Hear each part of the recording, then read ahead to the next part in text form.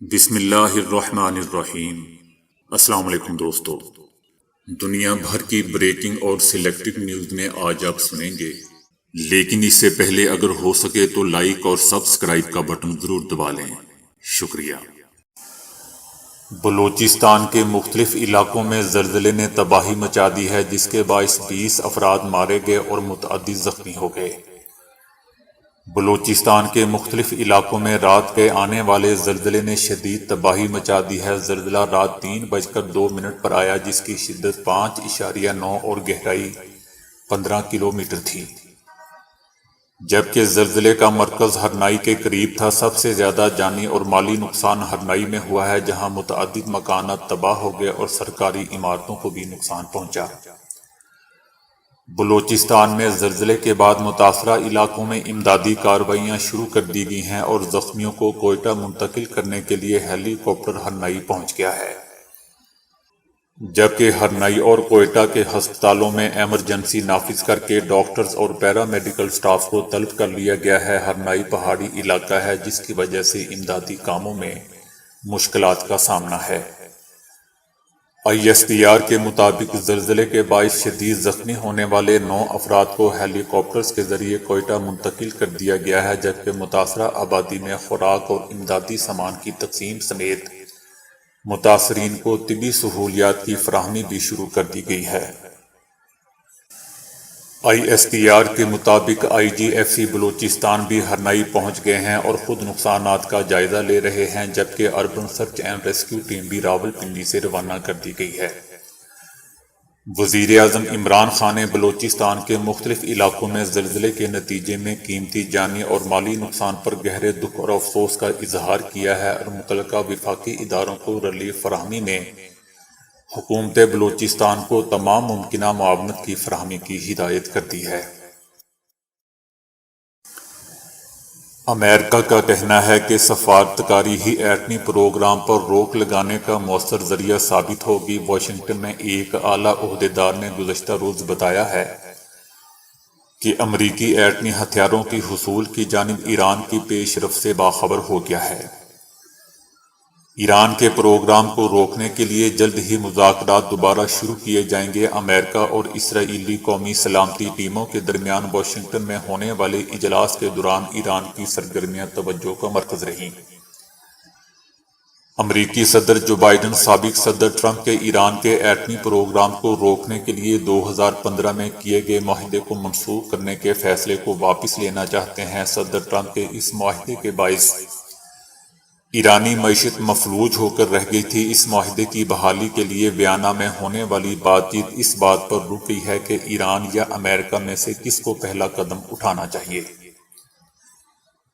ایران کی جانب سے اشارے ملے ہیں کہ وہ ویانا مذاکرات میں واپس آنے کی تیاری کر رہا ہے، لیکن اس کا انتظار کرنا پڑے گا کہ ایران دوبارہ ان مذاکرات کے لیے تیار ہوتا ہے یا نہیں۔ خلیجی ریاستوں اور اسرائیل میں پائے جانے والے شکوک و شبہات کے باوجود جو بائیڈن انتظامیہ کا یقین ہے کہ سفارتی راستہ ہی بہترین ہے۔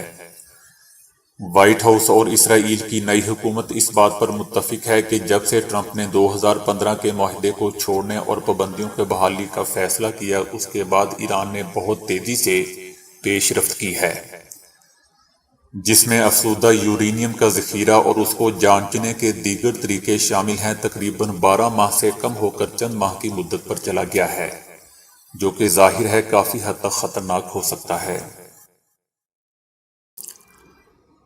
48 سالہ خاتون یومی یوشینو کا کہنا تھا کہ اس نے اپنی والدہ کے انتقال کے بعد گھر سے بے دخل ہونے کے خدشے کے پیش نظر والدہ کی باڈی کو 10 سال قبل فریزر میں چھپائے رکھا۔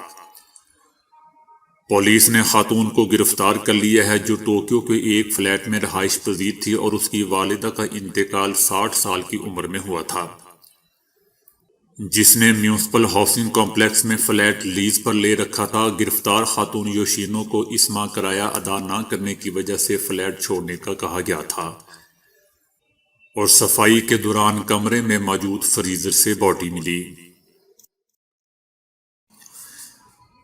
سابق بیٹسمین جوید میاں داد نے ورلڈ کپ کے دوران عمران خان کے خلاف بغاوت پھوٹ پڑنے کا انکشاف کیا ہے۔ جوید میاں داد نے کہا ہے کہ اہم کھلاڑی پورے ٹورنامنٹ میں عمران خان کے انداز قیادت سے خوش نہیں تھے۔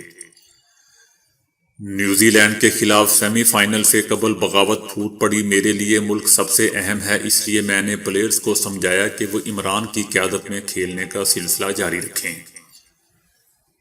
میں نے کافی عرصے اس بات کو راز رکھا، مگر اب چونکہ سب اس بارے میں جانتے ہیں اس لیے یہ بات کی ہے۔ آج دنیا بھر میں لوگ اتنا اچھا پڑھ لکھ جانے کے باوجود بھی ایک اچھی نوکری حاصل کرنے کے لیے ترس جاتے ہیں، لیکن اچھی تنخواہ والی ملازمت سے محروم دکھائی دیتے ہیں۔ ایسے لوگوں میں خواتین بھی شامل ہوتی ہیں جو محنت کر کے اس مقام تک پہنچتی ہیں کہ انہیں اچھے ادارے میں نوکری ملے، مگر انہیں بھی ناکامی کا سامنا ہوتا ہے۔ ایسے افراد یا تو ہمت ہار جاتے ہیں یا ہمت کر کے اپنا ہی چھوٹا موٹا کاروبار شروع کر دیتے ہیں۔ میں آپ کو ایک خاتون کی کہانی سناتا ہوں جنہوں نے پی ایچ ڈی کی تعلیم حاصل کر رکھی ہے لیکن سبزی کا ٹھیلا لگانے پر مجبور ہیں۔ مسلمان خاتون کا نام رئیسہ انصاری ہے جن کا تعلق بھارت سے ہے۔ خاتون سبزی فروش رئیسہ انصاری نے میونسپل حکام کے خلاف احتجاج کیا جب انہیں سڑک کے کنارے سے سبزی کا ٹھیلا ہٹانے کو کہا گیا، جس کی ویڈیو سوشل میڈیا پر بھی کافی وائرل ہوئی تھی۔ ویڈیو میں دیکھ سکتے ہیں کہ سبزی فروش خاتون انگریزی میں یہ کہہ رہی ہے کہ میونسپل آفیسر یہاں سبزی فروشوں کو تنگ کرتے ہیں۔ خاتون سے جب ان کی تعلیم کے بارے میں پوچھا گیا تو انہوں نے بتایا کہ وہ ایک ریسرچ اسکالر رہ چکی ہیں۔ ان کا کہنا تھا کہ کورونا کی وجہ سے بازاروں میں بار بار کی جانے والی روک ٹوک نے سبزی اور پھل فروشوں کو پریشان کر دیا ہے۔ خاتون سے جب یہ سوال کیا گیا کہ وہ کوئی اچھی نوکری کیوں نہیں کرتی تو ان کا کہنا تھا کہ انہیں نوکری نہیں ملتی۔ انہوں نے کہا کہ مجھے نوکری کون دے گا، یہاں لوگوں کے دماغ میں یہ چیز ہے کہ کورونا مسلمانوں کی وجہ سے پھیل رہا ہے اور میرا نام رئیسہ ہے، یہی وجہ ہے کہ مجھے کوئی نوکری نہیں دیتا۔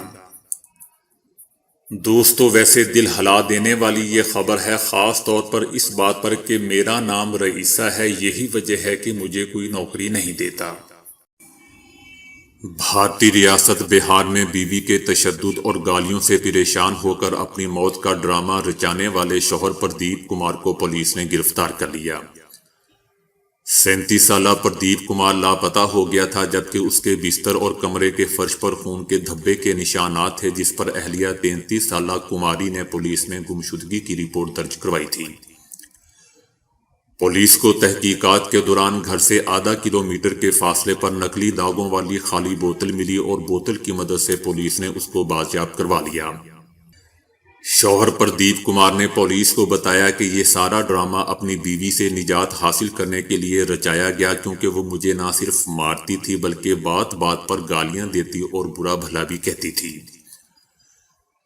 پولیس نے میڈیا کو بتایا کہ ان کی اہلیہ کو ہم نے سمجھایا ہے کہ مار پیٹ سے ذرا گریز کرے۔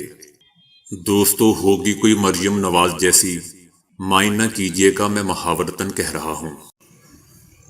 سعودی عرب میں خواتین کو سمندر کے مناظر سے لطف اندوز ہونے اور ساحل پر آزادانہ سیر و تفریح کرنے کے لیے ایک ایسے ساحل کی تیاری کا منصوبہ بنایا گیا ہے جہاں صرف خواتین کو داخلے کی اجازت ہوگی۔ سعودی عرب میں دنیا کے پہلے خواتین کے لیے مختص ساحل کی تیاری کا آغاز ہونے والا ہے۔ خواتین کے لیے علیحدہ ساحل میں پرائیویسی کا خاص خیال رکھا جائے گا، جبکہ یہاں سبزہ زار ریسٹورنٹس، قہوہ خانے، سپر مارکیٹس اور دیگر سہولیات بھی موجود ہوں گی، اور اس ساحل پر خواتین کے ساتھ صرف بچوں کو لانے کی اجازت ہوگی۔ خامند جیسی کسی بھی چیز کو یہاں آنے کی اجازت نہیں ہوگی۔ دوستو، ایک طرف مرد و خواتین کو ہر جگہ ویژن 2030 کے تحت اکٹھا کیا جا رہا ہے اور دوسری طرف یہ سارا ڈرامہ سمجھ سے باہر ہے۔ بہرحال جو بھی ہے اچھا ہے۔ خواتین کے لیے علیحدہ ساحل کا ڈیزائن تیار کر لیا گیا ہے۔ تعمیرات کا آغاز 90 روز میں کر دیا جائے گا۔ اس پروجیکٹ کے لیے 5 سالہ منصوبہ تیار کیا گیا ہے۔ یہ پروجیکٹ بھی ولی عہد محمد بن سلمان کے ویژن 2030 کا حصہ ہے۔ جس کے تحت خواتین کو ملازمت، ڈرائیونگ اور کھیلوں کی اجازت کے ساتھ ساتھ تفریح کے مواقع بھی فراہم کیے گئے ہیں۔ شکاگو میں 8 سالہ لڑکی نے گھر میں آگ لگنے پر گدا اٹھا کر نیچے گرا دیا اور اس پر چھلانگ لگا کر اپنی جان بچائی۔ تیسری منزل پر آتش زدگی کے بعد 8 سالہ بچی نے فوری طور پر ایک گدا اٹھا کر نیچے پھینک دیا اور اس پر کود کر اپنی جان بچا لی۔ بچی تیسری منزل کی کھڑکی سے کودی تھی۔ جب عملہ وہاں پہنچا تو انہوں نے 5 سالہ بچے کو دیکھا جو اپنی بہن کی طرح میٹرس پر کودنے کے لیے تیار تھا۔ تاہم عملے نے سیڑھی لگا کر اسے اور اندر موجود 2 سالہ بچے کو بحفاظت بچا لیا۔ واقعے کے وقت تینوں بچے گھر میں تھے اور کوئی بڑا موجود نہ تھا۔ تاہم تیسری منزل سے بڑے اور نوجوان افراد کے کودنے سے انہیں چوٹ لگ سکتی تھی، لیکن بچی اپنی جسامت کی وجہ سے محفوظ رہی۔ بچیوں کی والدہ نے بتایا کہ وہ جاب پر تھی اور ایک پڑوسی کو بچوں پر نظر رکھنے کا کہا تھا، لیکن یہ معلوم نہ ہو سکا کہ اس واقعے کے دوران پڑوسی کہاں موجود تھا۔ سمندر دنیا کے 70% رقبے پر پھیلے ہوئے ہیں اور اب دنیا میں تحفظ کے حامل سمندری علاقوں کے مفصل نقشے سے انکشاف ہوا ہے کہ اگر سمندروں کی حفاظت کی جائے تو اس سے نہ صرف آب و ہوا میں تبدیلی کے مسائل حل ہو سکتے ہیں بلکہ عالمی غذا کا بحران بھی ختم کیا جا سکتا ہے۔ سمندروں کا سختی سے تحفظ کیا جائے تو صحت مند خوراک کی مسلسل فراہمی یقینی ہو جائے گی، سمندری جانوروں کے مسکن اور ان کی بقا کو فروغ ملے گا اور شاید موسمیاتی تبدیلیوں کا قدرتی حل بھی برآمد ہو سکے گا۔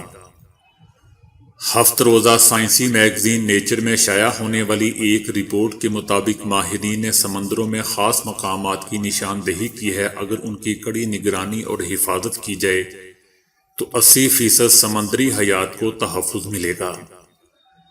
ماہی گیری کی تعداد میں 80 لاکھ میٹرک ٹن کا اضافہ ہوگا اور 1 ارب ٹن تک کاربن ڈائی آکسائیڈ کا اخراج کم ہو جائے گا۔ تو دوستو ابھی کے لیے اتنا ہی۔ ویڈیو کو لائک اور شیئر کرنے کا بہت بہت شکریہ۔